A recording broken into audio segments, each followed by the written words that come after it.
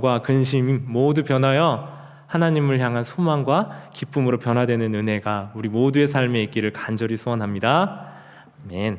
지난주에 이어서 우리 출애굽기의 여정을 이제 계속 이어가는데요. 이 출애굽기는 엑소더스라고 우리가 영어로 알고 있잖아요. 이 엑소더스는 헬라어에서 온 말인데요. 엑스는 밖으로, 그리고 길을 뜻하는 호도스라는 말이 합쳐진 말이에요. 그래서 그 두 가지를 합치면 어떻게 될까요? 밖으로, 길. 그러니까 길 밖으로, 또는 길이 없는 곳, 또는 길이 없기 때문에 새 길을 의미하는 말이에요. 하나님께서는 광야라는 곳, 길 없는 곳에 길을 내서 이스라엘을 앞으로 인도해 가실 거예요. 인간적으로는 이제 죽게 생겼다, 이제 망했다라고 생각하는 그 땅에서 이스라엘 백성들을 하나님이 한 걸음 한 걸음 순간순간 인도해 가셨는데요. 그 길을 인도해 가신 분이 바로 우리의 하나님이십니다. 출애굽기를 통해서 우리가 출애굽했었던 이스라엘 백성과 같은 은혜를 누리게 되길 바랍니다. 우리의 생각으로는 끊어졌고 이제는 멈췄다고 생각하는 그 자리에서 손을 내밀어 일하시고 역사하시는 그 하나님의 놀라운 손길을 경험하는 은혜가 우리 출애굽기 여정을 살펴보는 가운데 우리 안에 넉넉하기를 간절히 소원합니다. 네, 출애굽기를 시작하는데요. 출애굽기는 야곱의 이야기로 시작을 해요. 야곱의 그 허리에서 나온 70명이 그 후손들이 애굽 땅을 정착해서 자리 잡기 시작하는 것으로부터 오늘 말씀이 시작됩니다. 우리 함께 읽었던 1장 5절 말씀 우리 같이 한번 다시 보실까요? 1장 5절입니다. 야곱의 허리에서 나온 사람이 모두 70이요 요셉은 애굽에 있었더라. 여러분 여기 표현을 보면요, 야곱의 허리라는 표현이 있죠. 이 말이 무슨 말인지 가늠이 되세요? 야곱의 허리라는 말이 무슨 말일까요? 야곱의 허리라는 말은 야곱의 자손이라는 말로 우리는 맥락상으로 그 내용을 읽잖아요. 근데 야곱의 허리라는 말의 어원을 보면요, 허리라는 말은 야레크라는 히브리어인데요. 야레크라는 말은 이 사람의 허벅지, 넓적다리를 뜻하는 말이에요. 야곱의 허벅지, 넓적다리의 상태는 여러분 어떨까요? 건강할까요? 아니면 건강하지 못할까요? 야곱은 이 허벅지, 야레크가 위골된 사람이에요. 창세기 32장 25절 한번 가보시겠습니까? 네. 자기가 야곱을 이기지 못함을 보고 그가 야곱의 허벅지 관절이라고 표현되어 있죠. 이 허벅지 관절이 바로 야레크예요. 그리고 이 야곱의 허벅지 관절이 그 사람과 씨름할 때에 어긋났더라, 위골되었더라 라고 얘기하고 있어요. 이 허벅지 관절이 야레크고요. 이 허벅지 관절이 상한 야곱으로부터 나온 자손 70명이 애굽 땅에 정착해서 시작되는 얘기가 바로 출애굽기라는 겁니다. 여러분, 야곱은 이 허벅지 관절이 어긋났기 때문에 다리를 평생 절었던 것으로 이제 아마 추측이 돼요. 야곱의 상한 다리, 연약한 육신이었지만 그 사람으로부터 이스라엘 백성 자손들이 번성하였고, 오늘 말씀 보시면요, 매우 강하여 온 땅에 가득하게 되었다라고 7절에서 말씀하고 있어요. 여러분, 5번이나 반복해서 1장 7절을 보시면 생육하고 불어나 번성하고 강하여 가득하게 되었다라고 5번이나 강조돼서 말씀하고 있습니다. 야곱의 위골된 연약한 허리에서부터 이 5번이나 강조된 번성한 민족이 형성되어 가고 완성되어 갔다라는 거예요. 사랑하는 여러분, 하나님은 우리의 연약함을 사용하시는 것 같아요. 그 연약함을 통해서 역사하시는 것 같아요. 우리가 약하면 우리의 약함 때문에 하나님의 능력이, 하나님의 일하심이 더 분명하기 때문에 그래요. 우리의 마음이 소심하다면 우리의 마음을, 하나님의 능력은 너의 마음은 소심한 게 아니라 마음이 세심한 거야 라고 말씀해 주시고요. 우리가 좀 거칠고 투박하다면 그렇기 때문에 우리는 하나님의 능력으로 더 담대히 너는 일할 수 있게 된 거야 라고 말씀하세요. 우리에게 힘이 없고 능력이 없다면 그래서 하나님의 능력으로 네가 하나님을 의지해서 하나님의 힘과 능력으로 너에게 부르신, 너에게 맡겨주신 삶을 살 수 있다라고 말씀해 주시는 거예요. 야곱은 천성이 우리와 되게 비슷한 사람이거든요. 이 기술을 잘 써서 눈치도 빠르고 약삭 빠른 사람이었어요. 욕심도 많고 문제도 많고 성정이 참 특별한 성경의 인물과 같지 않고요. 그냥 우리의 모습과 크게 다르지 않은 모습을 자주 볼 수 있어요. 그런 야곱을 출애굽기에 하나님이 첫 부분에 말씀하시면서 그를 통해 번성하고 생육한 자손들이 이어져 가고 있다라고 우리에게 말씀해 주시는 거예요. 이 기간 동안에 창세기에서 출애굽기 넘어가는 기간이 약 400년 정도 되거든요. 이 시간 동안에 하나님의 일이 지금 진행되고 역사하고 있었던 겁니다. 그리고 이제 요셉을 알지 못하는 새 왕이 애굽의 통치를 시작합니다. 요셉을 정말 아예 요셉이라는 이름도 모르고 그가 어떤 사람인지 아예 몰랐던 것이 아니었어요. 왜냐하면 지혜는 역사로부터 오기 때문에 왕이 되었을 때는 그 역사의 기록들을 살펴보고요. 이 350년 전에 통치했던 총리였던 요셉이라는 사람을 이집트의 왕이 몰랐을 수가 없습니다. 그런데 왜 알지 못했다고 표현했냐면요. 요셉의 통치 방식, 신앙, 삶, 그의 종교를 인정하지 않겠다라는 말을 했던 거예요. 그래서 요셉을 알지 못했다. 이 말은 하나님을 알지 못했다, 하나님을 인정하지 않았다라는 말과도 유사한 말로 쓸 수 있습니다. 이 왕은 그래서 뭘 하기 시작하냐면 이스라엘 백성들을 학대하기 시작해요. 학대가 뭐냐면 그 사람들을 괴롭히는 거죠. 괴롭게 하고 힘들게 하는 거죠. 그리고 그들의 삶을 하층민의 삶으로 만들어버리고 노예 계층으로 값싼 노동력만 제공받는 관계로 형성을 합니다. 하나님은 아브라함에게 창세기에서 두 가지 복을 약속하셨어요. 아브라함에게 땅의 복과 자손의 복을 두 가지를 허락해 주셨어요. 지금 자손의 복은 거의 실행이 돼가는 것 같죠. 거의 200만 명에 가까운 사람들로 출애굽기 시대에는 이 많은 숫자로 이스라엘 백성들이 70에서 200만 명이 됐다는 것은 정말 놀라운 약속의 성취가 바로 이 증거가 되는 거죠. 그런데 땅을 주시겠다는 약속은 어디에도 지금 실행될 기미가 하나도 없는 거예요. 백성들은 점점 많아지는데 하나님의 약속에 의하면 땅을 차지해야 되는데 그 땅을 얻을 기미가 전혀 보이지 않는 겁니다. 게다가 힘든 삶을 계속 살아가야 됐고요. 이 애굽, 이집트의 압제 때문에 기쁨이 하나도 없는 삶을 살 수밖에 없었어요. 사랑하는 성도 여러분, 하나님이 우리에게 약속을 주시고 하나님의 언약을 주시는데요. 그 약속이 성취되는 사이에는 긴 기다림의 시간이 있어요. 이 기다림의 시간 동안이 바로 우리를 괴롭게 만들고 고달프게 만들고 힘들게 만드는 시간처럼 우리는 느껴집니다. 그런데 하나님의 사람, 하나님의 백성에게 이 기다림의 시간은 낭비되는 시간이 아닌 줄 믿습니다.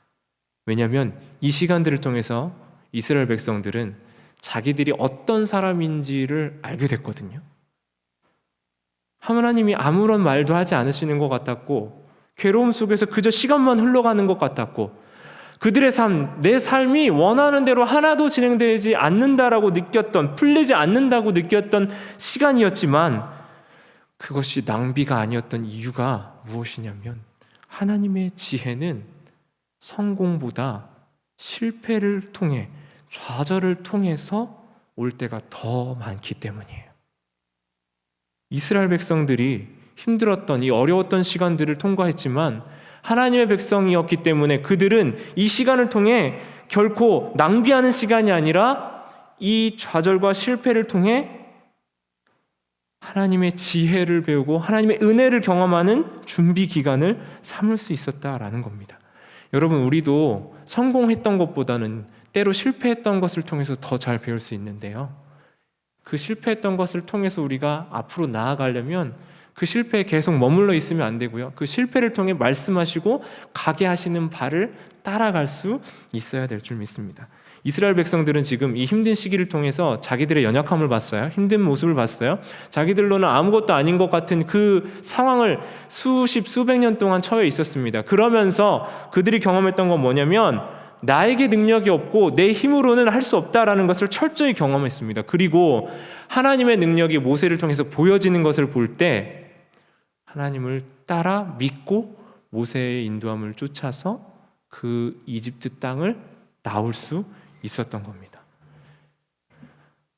사랑하는 여러분, 박영선 목사님이 참 귀한 목사님이신데요. 그분께서 이런 말씀을 하셨어요.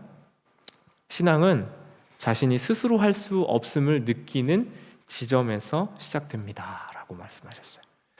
신앙이 자라고 성숙해가는 지점이 바로 어디냐면, 내게 능력이 없고 내게는 그럴 힘이 없고 내가 할 수 없음을 처절하게 깨달을 때 신앙이 자라가기 시작한다는 거예요. 때로는 내가 생각하는 내 모습과요, 내 실제 모습 사이의 간격이 너무 크기도 합니다. 하나님이 우리에게 주시는 목적지와 가야 될 길과 지금 내가 서 있는 자리의 그 거리와 간격이 너무 커서 그걸 볼 때마다 답답하고 힘들고 괴로울 때가 있어요. 그런데 여러분, 아이러니하게요, 우리는 이 갈등이 있어야만, 이 괴로움이 있어야만 우리의 신앙이 자라가고 앞을 향해 나아갈 수 있다는 거예요. 이 간격을 느끼지 못하면요, 우리의 신앙은 자라지 못해요. 제가 우리 청년들하고 이야기 나눌 때 가끔 이런 얘기 하는데요, 인식은 변화의 출발이란 말을 종종 해요. 그러니까 인식을 해야 그 인식을 통한 간격을 느끼고 그 간격을 좁히기 위해서 걸어가는 걸음이 있을 때에만 변화가 시작된다라는 거예요. 그러니까 아무것도 느끼지 않고 아무런 생각하고 있지 않으면 그것은 우리 신앙을 자라게 하지 못한다는 거예요.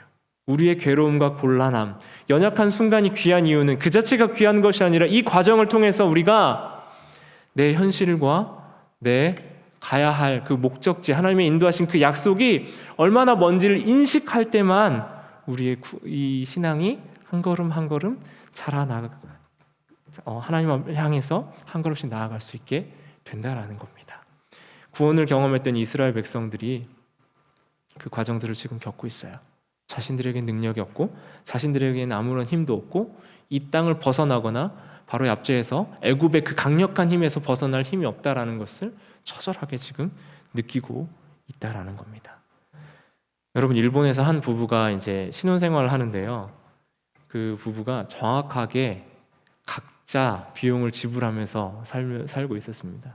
콩글리시긴 한데 더치페이라고 표현을 거기서 나와 있었는데요, 카즈키, 아이코 이 부부가 진짜 실제 있는 부부더라고요. 근데 100% 각자 자기 비용을 분담을 하는 거예요. 그러니까 공과, 임대, 뭐 모든 것들을 다 각자 비용을 지불하는 거예요.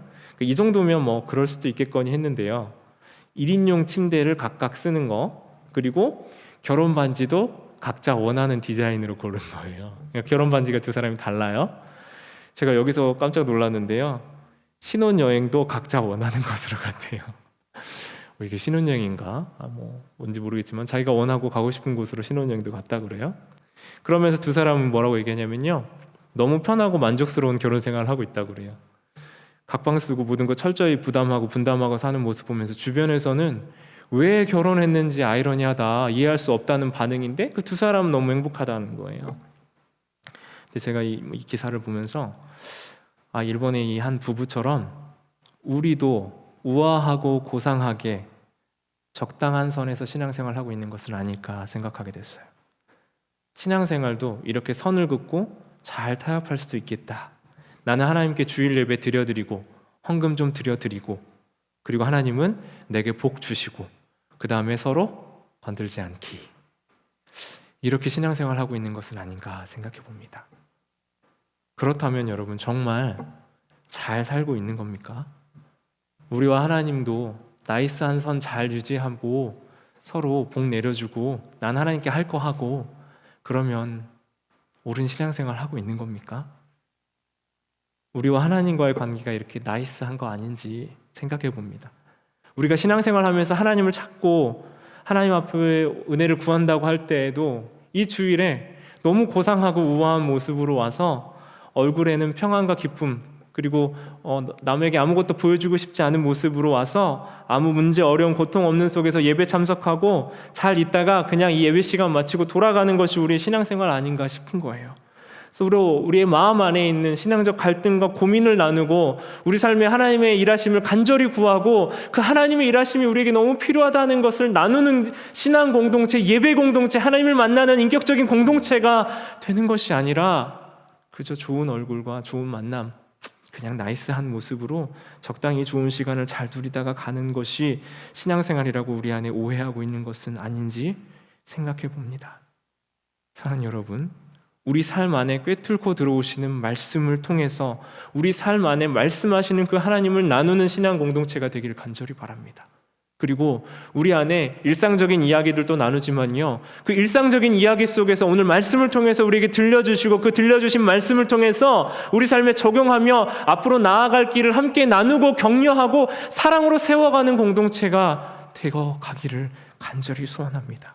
하나님의 말씀과 내 삶의 간극을 확인하는 것으로 끝나지 않고 그 간극을 좁혀가기 위해서 신앙생활을 내 스스로 할 수 없음을 느끼는 그 지점에서 우리 신신의티 한인장로교회 서로가 서로의 좋은 친구가 되어주고 서로가 서로를 품어주는 동역자가 되어주는 은혜가 우리 안에 있기를 간절히 소원합니다. 그러려면 여러분, 우리의 모습이, 우리의 태도가, 우리의 삶이 나이스하고 고상하기만 하면 안 됩니다. 제가 꿈꾸는 공동체는 우리의 약함을 나누고 하나님의 일하심을 함께 기다리고 서로가 서로의 기댈 곳이 되어주는 그런 공동체가 되기를 원해요. 그러려면 서로가 신뢰하는 관계까지 나아가야 됩니다. 내가 이런 얘기를 하고 내 연약함을 보여줘도 괜찮다고 하는 단계까지 우리가 함께 나아가야 돼요. 그리고 믿음 안에서, 서로의 신뢰 안에서 하나님의 일하심을 함께 나누는 그 아름다운 고백들이 우리 안에 있기를 간절히 소원합니다. 우리 지난주 전사님 설교 통해 가지고 부르짖을 때 응답하시는 그 하나님이 바로 우리 하나님이심을 마음에 새겼습니다. 여러분, 부르짖는다는 것은 어떤 상태예요? 그냥 있는 그대로 하나님 앞에 내 모습을 가감없이 그냥 표현하는 거예요. 부르짖는다라는 표현은 고상하게 하나님께 우아하게 기도하는 것이 아니라, 물론 우리의 태도가 중요한 건 아닙니다. 아름답게 고상하게 할 수 있어요. 그런데 우리의 있는 내면의 것과 우리 가지고 있는 생각의 그대로를 하나님 앞에 솔직하게 토해놓는다라는 거예요. 이스라엘이 부르짖어 하나님 힘들어요 할 때 아주 그냥 편안하고 평안한 모습으로 하나님께 부르짖는다고 이야기했던 것이 아니라 처절하게 하나님 너무 힘들어요, 하나님 너무 괴로워요, 내 안에는 이런 염려와 근심과 걱정이 있고 나를 둘러싼 환경은 나를 항상 도와주지 않고 나를 괴롭게 만들어요 라고 이야기하는 것을 그냥 있는 그대로 표현했다라는 거예요. 투박하고 절망적인 목소리, 모습으로 있는 그대로 하나님 앞에 나왔다는 거예요. 그래서 하나님은 그 모습 그대로를 들으셨고요, 그 모습 그대로에 응답하셔서 그 기도를 들으신 바 모세를 통해서 그들을 향한 구원의 역사를 시작하셨습니다. 하나님의 약속이 실행되는 기다림의 과정을 거쳐 때가 이르게 된 겁니다. 그러니 포장된 모습 아니라 있는 모습 그대로 우리 안에 무엇이 필요하고 무엇이 우리의 갈망이 있는지를 점검하며 응답하시는 주님을 구하는 그런 신앙 공동체가 되기를 간절히 소원합니다. 여러분, 우리가 우리 마음 안에 있는 그 간극을 확인해야 돼요. 나는 도대체 무엇을 원하고 무엇을 소망하고 있고 하나님께 무엇을 바라고 있는지 우리의 내면을 들여다보는 시간이 필요합니다. 그리고 우리의 모습 그대로 하나님 앞에 나아갈 때 우리는 우리의 삶에 그 간극을 뛰어넘어 응답하시는 하나님을 만나는 은혜가 있을 줄 믿습니다. 출애굽기 2장 25절 말씀인데 우리 함께 같이 읽어보겠습니다. 시작. 하나님이 이스라엘 자손을 돌보셨고 하나님이 그들을 기억하셨더라. 하나님이 이스라엘 자손을 돌보셨고 그들을 기억하셨대요. 여러분, 아까 기억나시죠? 요셉 알지 못하는 왕 얘기했었잖아요. 그 못했다라는 표현과 여기서 기억하셨더라라고 했을 때 쓰는 히브리어 언어 단어가 똑같은 단어예요. 기억하고 알다라는 표현인데요, 하나님께서는 이스라엘 백성들을 기억하세요. 그런데 바로는 요셉을 알지 못하는 것으로부터 이스라엘을 학대합니다. 하나님을 알지 못하는 것으로 이스라엘 백성들을 학대하는 거예요. 문제는 어디서 시작됐어요? 하나님을 알지 못하고 요셉을 알지 못함에서 시작됐어요. 문제 해결은 어디서부터 시작돼요? 하나님이 우리를 알아주시는 것으로부터 시작되는 것입니다. 세상은 요셉을 하나님을 알지 못해요. 그리고 채찍질하고 괴롭게 했어요. 그런데 그 문제의 해결은 하나님께서 그들을 알아주시고 기억하시는 것으로부터 시작됐다라는 거예요. 문제 해결, 신앙의 회복, 복음의 회복은 하나님이 우리를 알아주신다. 하나님이 여러분을 잘 알고 계신다라는 것에서부터 출발해요. 그래서 1장 8절과 2장 25절 사이에 많은 말씀이 있지만 세상은 알지 못하지만 하나님은 우리를 알아주시는 은혜가 우리 출애굽기 말씀을 통해 우리에게 들려지고 있는 줄 믿습니다. 사랑하는 여러분, 우리 삶에는 많은 고뇌가 있어요. 선택의 문제도 있고 회복되어야 되는 문제들도 있고 현실적인 문제들도 있어요. 때로는 별 문제 없다고 느껴지는 우리 삶의 그런 모습들도 있어요. 그런데 별 문제 없다고 느껴지는 우리 삶에 굉장한 권태와 무기력함이 오기도 합니다. 재미없음과 회의를 느끼기도 해요. 그래서 내 삶을 해석할 수 없을 때도 있고 정말 눈에 띄는 현실적인 괴로움 때문에 그것 가지고 하나님 앞에 부르짖어야 될 때도 있어요. 이 모든 것들, 하나님의 백성들에게는, 하나님을 믿고 하나님을 의지하는 사람들에게는 이 모든 과정들을 통과하며 하나님을 알아가는, 하나님을 알게 되는 은혜의 장이 될 줄 믿습니다. 우리의 연약함을 훌쩍 뛰어넘어 하나님의 일을 마침내 이루시는 그 하나님의 일하심이 찾아올 기회입니다. 여러분, 우리 안에 있는 그 간격을 보십시오. 그리고 그 간격을 하나님 앞에 아뢰십시오. 참 나약한 모습, 연약한 모습으로부터 하나님이 알아주시고 일하시는 그 일하심이 시작될 줄 믿습니다. 우리 함께 이 시간 결단 찬양하면서 기도하며 나아갑시다.